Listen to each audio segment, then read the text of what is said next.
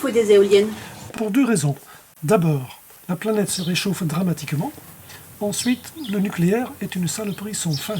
Et alors? Commençons par le deuxième problème, qui est le plus facile à résoudre. Stop, on arrête tout. Quand on démontage, réhabilitation du site, et on n'en parle plus. Ou beaucoup moins. Pour le premier problème, la planète qui chauffe, il y a plusieurs solutions. Soit on se résout à garder le nucléaire, qui fonctionne, qui est amorti, et qui ne produit pas de CO2. Ah bon?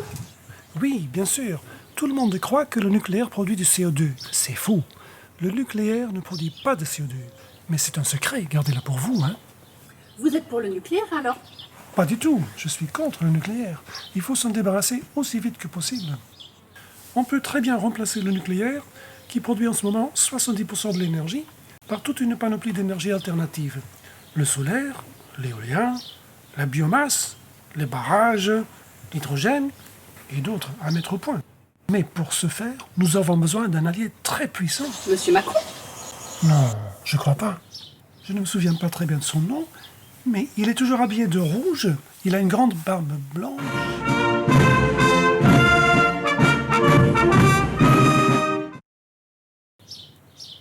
Le solaire, comme chacun le sait, fonctionne surtout quand il y a...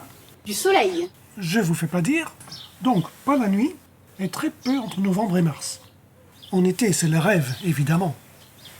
Par exemple, ce festival d'écologistes en Californie, l'année dernière, entièrement alimenté par le solaire. Jusqu'au moment où il se mettait à pleuvoir. Qu'est-ce que vous faites là, les gars? On installe quelques groupes électrogènes avec du biodiesel, au cas où on perdrait le jus à cause de la flotte. C'est pour être sûr de ne pas planter nos petits joujoux pour éclairer le podium. Mais finalement, les groupes électrogènes n'ont pas suffi, donc ils se sont branchés sur le réseau. Les barrages peuvent fournir environ 10% de l'énergie totale. Mais s'il ne pleut pas pendant une semaine, c'est fini, il n'y a plus rien. Et en plus, 40% de l'énergie se perd dans le fil qui chauffe.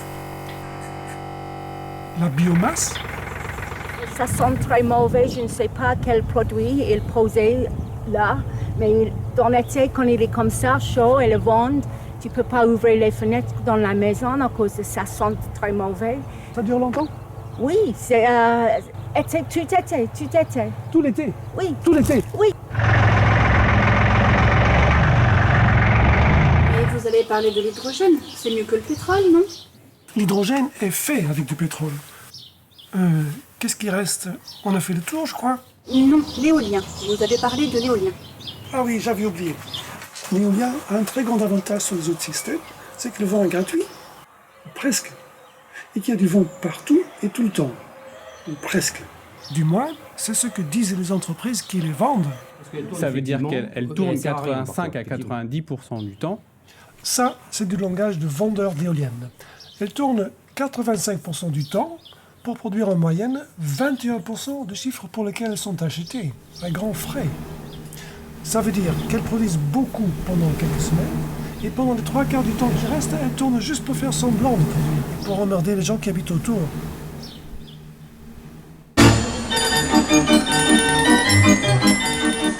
L'intermittence, ça veut dire que le vent, tout comme le soleil, et tout comme M. Macron, fait absolument ce qu'il veut, sans écouter personne.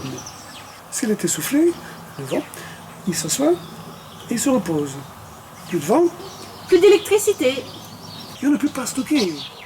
On ne peut pas stocker. Écoutez, c'est pas moi qui l'ai inventé. Il n'y a en ce moment aucun moyen pour stocker les quantités gigantesques d'électricité dont la France a besoin en cas d'absence de vent. Idem pour le solaire. Aucun! Vous en connaissez, vous? Il y a des expériences dans tous les sens. Des projets, des hypothèses, des théories, mais rien de concret. La solution n'existe que dans le cerveau des écologistes de dimanche. Enfin, cerveau... Oui, on va trouver... Il n'y a qu'à réfléchir. La réalité est difficile à accepter. On ne peut pas stocker.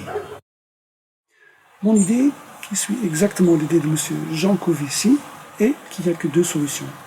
Continuer comme avant, avec une bonne partie de nucléaire, ou diminuer drastiquement la consommation d'énergie. isoler les habitations, utiliser des voitures qui consomment beaucoup moins, rationaliser les transports, produire local, français, européen, tout sauf chinois. Ça donne à réfléchir. La meilleure que j'ai entendue, c'est celle-ci. Je préfère avoir 50 éoliennes autour de moi qu'une seule centrale nucléaire. Ah, moi aussi, je préfère. Mais j'aime bien pouvoir allumer la lumière le soir, mettre le chauffage quand il fait froid. Et même avec 200 éoliennes autour de moi, ça ne marchera pas s'il n'y a pas de vent. Si on supprime le nucléaire, on va tout droit vers le blackout. Le quoi?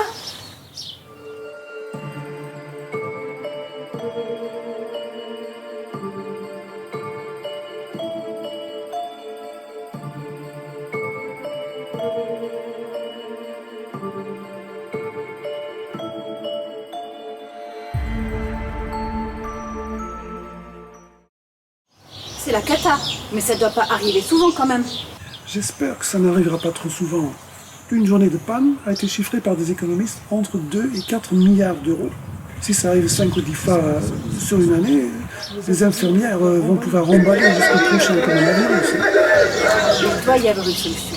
Je suis convaincue que le gouvernement a pensé à ça. Bien sûr, ils devraient. Ils sont payés pour ça. Mais ils n'en parlent pas. Il faut d'abord installer des éoliennes, et ensuite on va réfléchir si ça rapporte quelque chose ou pas. Mais il y a des solutions. On peut inciter les gens à pédaler sur des vélos en salle. Ou pourquoi pas installer des centrales à gaz. Ou sinon, installer des groupes électrogènes pour faire tourner les éoliennes.